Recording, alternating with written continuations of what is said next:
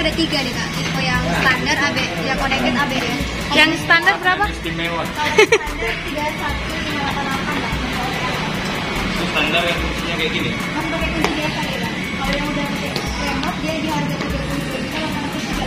32.838. Cuma beda kuncinya aja. Iya, cuma beda di kuncinya aja. Walah mahalnya. Ini dia terdiskon. Abang sekarang mau kredit atau mau cash? Kalau cash dia subsidinya kan ada 250. Sikit kali.